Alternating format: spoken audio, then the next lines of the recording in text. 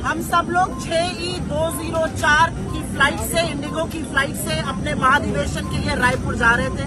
इस फ्लाइट में communication department के जो हेड है पवन खेड़ा जी, वो भी हमारे साथ थे।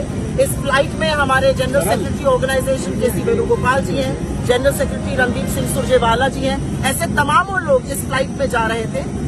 ये फ्लाइट कांग्रेस महाधिवेशन, जो 85वां कांग्रेस महाधिवेशन हो रहा है, वहां के लिए अग्रसर थी। जब हम लोग चलने वाले थे तभी पता चला कि पवन खेड़ा जी को ये कहकर उतारा गया कि आपके बैग का कुछ एक्सचेंज हो गया, जबकि उनका कोई चेक इन बैग भी नहीं था। नीचे आने पर उनको बताया गया कि उनको डीप्लेन किया गया है और ये सीआईएसएफ के कोई डीएसपी आएंगे, उनको कोई नोटिस सर्व करेंगे। ये मनमानी तानाशाही नहीं तो और क्या है?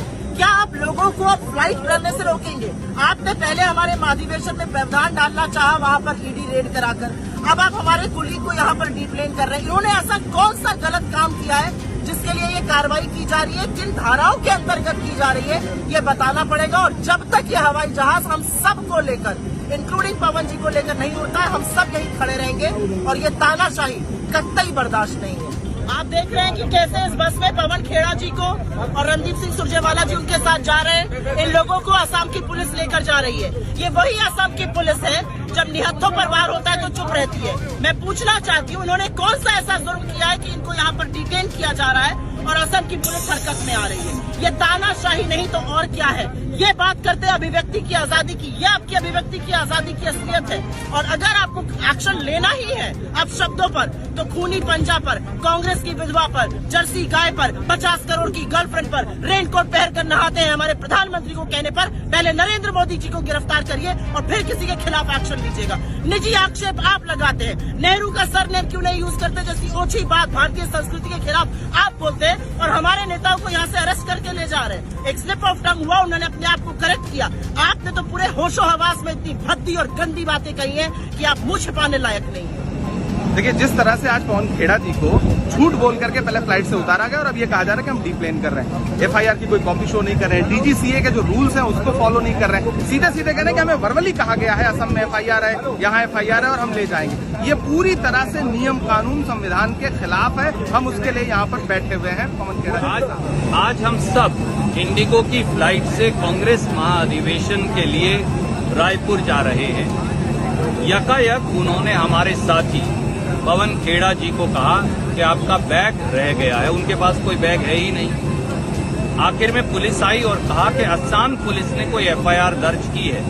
तो हमने कहा कि आप गिरफ्तार कर लीजिए, प्रोडक्शन वारंट मजिस्ट्रेट का दीजिए या गिरफ्तारी का लिखित ऑर्डर दीजिए। न वो एफआईआर देते, न मजिस्ट्रेट का प्रोडक्शन वारंट उनके पास है, न उनके पास कोई गिरफ्तारी का ऑर्डर है। ये बिल्कुल सरासर गैर कानूनी है।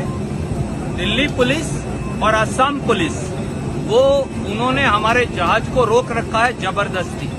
हमारे प्लेन को जाने नहीं दे रहे, हमें महाधिवेशन में जाने नहीं दे रहे। न वो प्रोडक्शन वारंट प्रोड्यूस कर रहे हैं, न गिरफ्तारी का ऑर्डर दे रहे हैं। कहते हैं कि सब कुछ मुजबानी है, हेमंतो बिस्वा शर्मा ने दिया है।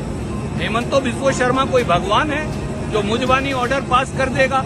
प्रोडक्शन वारंट दीजिए, अरेस्ट ऑर्डर दे दीजिए। हमने कहा प्रोडक्शन वारंट भी नहीं है, कोई बात नहीं, आप लिख कर दीजिए असम पुलिस पवन खेड़ा को गिरफ्तार करना चाहती है, ले जाइए, हम कानून की अनुपालना करेंगे। आप पूरे प्लेन को आपने जबरदस्ती रोक रखा है, आप पवन खेड़ा को रोके हुए हैं। इससे ज्यादा गैर कानूनी की बात देश की राजधानी में अंतर्राष्ट्रीय हवाई अड्डे पर 04 है 6C पे वो चढ़ने आए थे, रायपुर को जाना है। अब कांग्रेस के अधिवेशन में पवन क्या बात हो? मुझे भी नहीं मालूम। मुझे कहा गया आपका सामान दिखवाना है, मैंने कहा मेरे पास कोई सामान है ही नहीं, हैंड बैग है। तो मैंने इस बार आप आइए, कंफ्यूजन है। नीचे आया तो कहा कि आप नहीं जा सकते, अभी डीसीपी आएंगे आपसे। मुझे खुद नहीं मालूम, पिछले 20 मिनट से डीसीपी की इंतजार कर रहे हैं। क्या नियम है, क्या कानून है, क्यों मुझे रोका जा रहा है, मुझे नहीं मालूम। ऐसे एयरपोर्ट पे बिना किसी वजह के तो रोकना बड़ा मुश्किल होता है जब तक मुझे तो नहीं समझ में आ रहा।